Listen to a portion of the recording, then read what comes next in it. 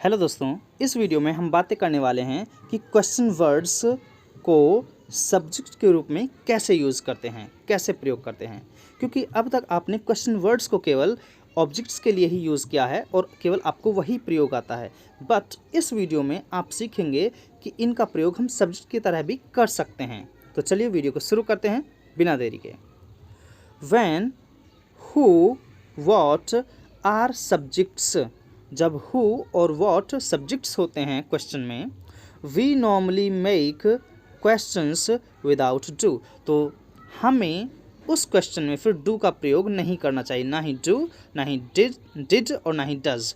मतलब कि हमें डू, डज, डिड का प्रयोग नहीं करना चाहिए अगर हु और व्हाट सेंटेंस में सब्जेक्ट के लिए प्रयोग किए जाते हैं। For example, who said that.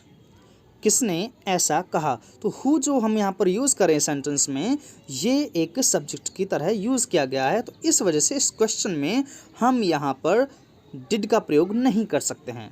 और इसका अगर हम आंसर देते हैं इस क्वेश्चन का, तो हमें बोलना चाहिए लूसी सैड दैट। मतलब कि हम यहाँ पर हु का प्रयोग लूसी के लिए कर रहे हैं कि हमें उस व्यक्ति का नाम जानना है। तो हु यहाँ पर एक क्वेश्चन वर्ड तो है, बट इसका प्रयोग हमने केवल सब्जेक्ट जानने के लिए किया, ना कि ऑब्जेक्ट जानने के लिए। अब हम इस क्वेश्चन को ऐसे नहीं बोल सकते who did say that. Did के साथ इसका प्रयोग करना गलत होगा। नेक्स्ट देखते हैं अब example, who did you invite. Who, अब यहाँ हु का प्रयोग हम ऑब्जेक्ट की तरह कर रहे हैं। तो अब इसके साथ हम यू जो है वो एक सब्जेक्ट की तरह यूज़ कर रहे हैं यहाँ पर। तो हु के साथ हु एक ऑब्जेक्ट का काम कर रहा है यहाँ पर, और यू ऑलरेडी यहाँ पर एक सब्जेक्ट दिया हुआ है। हु डिड यू इनवाइट, कि तुमने किसको इनवाइट किया, किसको बुलाया। आई इनवाइटेड ओलिवर। तो यहाँ पर यू जो कि सब्जेक्ट वो पहले से ही मौजूद है, बट हमें यहाँ पर ऑब्जेक्ट जानना है। तो इस वजह से अब हम इस क्वेश्चन में डिड का प्रयोग कर सकते हैं। अगर क्वेश्चन वर्ड से हु, व्हाट या अदर क्वेश्चन वर्ड्स होते हैं जिनका प्रयोग हम इस प्रकार कर सकते हैं, अगर उनसे हम ऑब्जेक्ट जानना चाहते हैं तो फिर हमें उनके साथ डू, डज, डिड का प्रयोग करना चाहिए।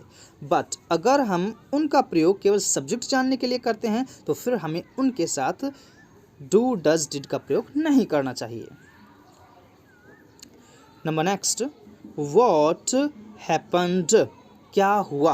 तो व्हाट का प्रयोग यहाँ एक सब्जेक्ट की तरह किया गया है। तो आप आंसर दे सकते हैं इसका समथिंग हैपेंड, कि कुछ हुआ। समथिंग हैपेंड या समथिंग स्ट्रेंज हैपेंड, कि कुछ अजीब हुआ। सो समथिंग स्ट्रेंज जो है यहाँ पर एक सब्जेक्ट है, और व्हाट का आप प्रयोग केवल वो चीज़ जानने के लिए करेंगे। क्या हुआ, तो आपने बोल दिया कुछ अजीब हुआ। अब आप ऐसे नहीं बोल सकते व्हाट डिड हैपन, क्योंकि सेम बात मैंने भी आपको बताई है। इसी वजह से व्हाट डिड ही से, अब यहाँ पर हम डिड का प्रयोग इसलिए कर रहे हैं व्हाट के साथ, बिकॉज यहाँ पर पहले से ही जो सब्जेक्ट है वो दिया हुआ है, और सब्जेक्ट है इसमें ही, तो वो इन्होंने पहले से दे रखा है।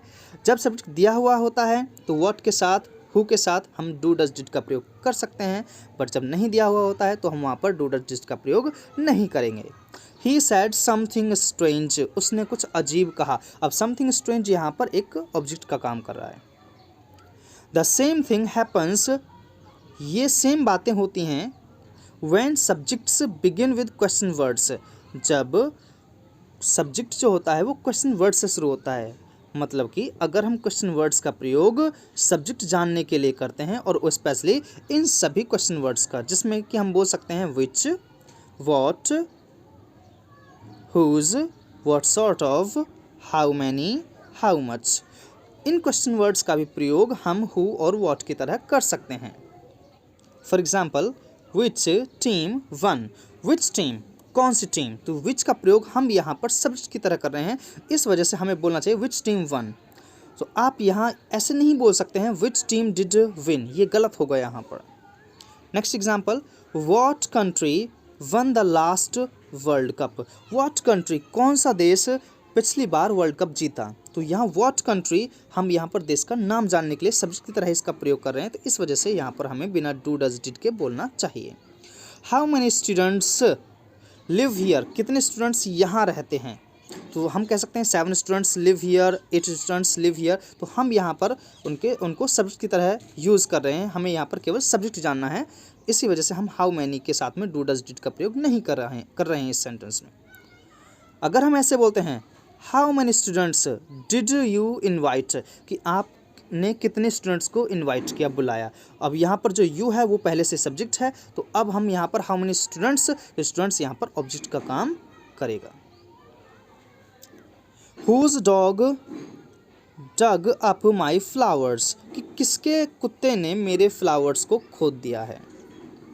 Whose dog, तो यहाँ हम उस व्यक्ति का नाम जानना चाहते हैं, तो whose का प्रयोग हम यहाँ पर एक सब्जेक्ट की तरह कर रहे हैं, ना कि ऑब्जेक्ट की तरह। तो इस वजह से यहाँ पर did का प्रयोग नहीं करेंगे इसके साथ में।